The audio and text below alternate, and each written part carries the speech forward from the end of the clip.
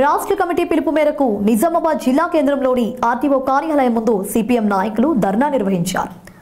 అర్హులైన రైతులందరికీ ప్రభుత్వం వెంటనే రుణమాఫీ చేయాలని సిపిఎం జిల్లా కార్యదర్శి రమేష్ బాబు డిమాండ్ చేశారు.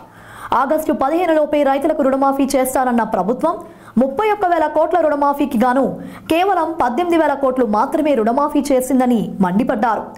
రుణమాఫీ కాని రైతులు మానసిక వేదనతో తీవ్ర ఆందోళనకు గురవుతున్నారన్నారు. కాంగ్రెస్ పార్టీ ఎన్నికల్లో రైతులకు ఇచ్చిన ప్రతి హామీ నెరవేర్చాలని డిమాండ్ చేశారు. లేకపోతే ప్రభుత్వంపై ఉద్యమం తప్పదని హెచ్చరించారు. 2 లక్షల రూపాయల రుణమాఫీ ఇవ్వాలి, రైతులకు భరోసా కల్పించాలి, రైతులకు భరోసా జిందాబాద్ జిందాబాద్ జిందాబాద్ జిందాబాద్. చెప్పు చక్రి. యోగి ఆర్డీఓ ఆఫీస్కి వచ్చినాం.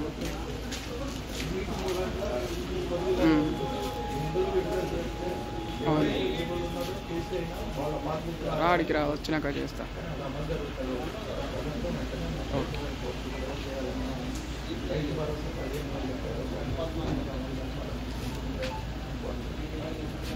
రైతులకి ఏదైతే రాష్ట్ర ప్రభుత్వం ఆగస్టు 15 వరకు 2 లక్షల రూపాయల రుణమాఫీని చేస్తున్నామని ముఖ్యమంత్రి గారు తెలంగాణ రాష్ట్ర ప్రభుత్వం ప్రకటించిన నెల రోజులు గడుస్తున్నప్పటికీ ప్రభుత్వం ఏదైతే 31,000 కోట్ల రూపాయలు రైతుల రుణమాఫీకి అవసరం ఉన్నాయని ప్రకటించి కేవలం 18,000 రూపాయల్లో మాత్రమే విడుదల చేయటంతో అనేక మంది రైతులు ఈరోజు తమ రుణాలు మాఫీ కాక బ్యాంకుల చుట్టూ అధికారుల చుట్టూ తిరిగి తీవ్రమైనటువంటి మానసిక వేదనకు ఆందోళనకు గురవుతా ఉన్నారు.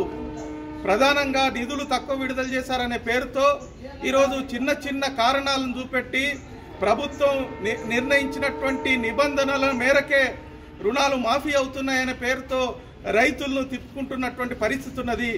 ఇది నిబంధనలను సడలించాలా, రైతులకు సరిపడా నిధులను ప్రభుత్వం వెంటనే విడుదల చేయాలా, అదేవిధంగా ఎన్నికల సందర్భంగా ఏదైతే కాంగ్రెస్ పార్టీ అధికారంలోకి వస్తే రైతులకు ఎకరానికి 15,000 రూపాయలు రైతు భరోసా కింద మేము అమలు జరుపుతామని హామీ ఇవ్వటం జరిగింది. ఇప్పటికి 2 పంటలు అవుతా ఉన్నాయి.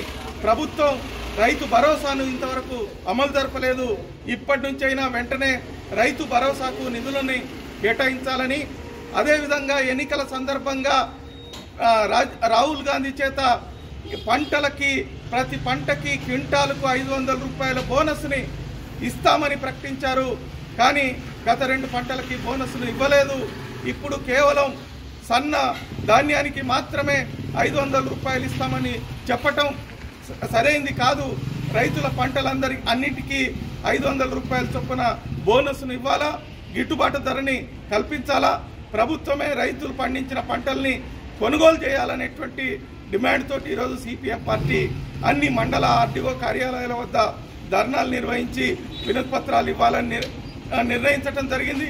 ప్రభుత్వం స్పందించకపోతే రాబోయే కాలంలో ఈ ఆందోళనను ఉధృతం చేయాల్సి వస్తుందని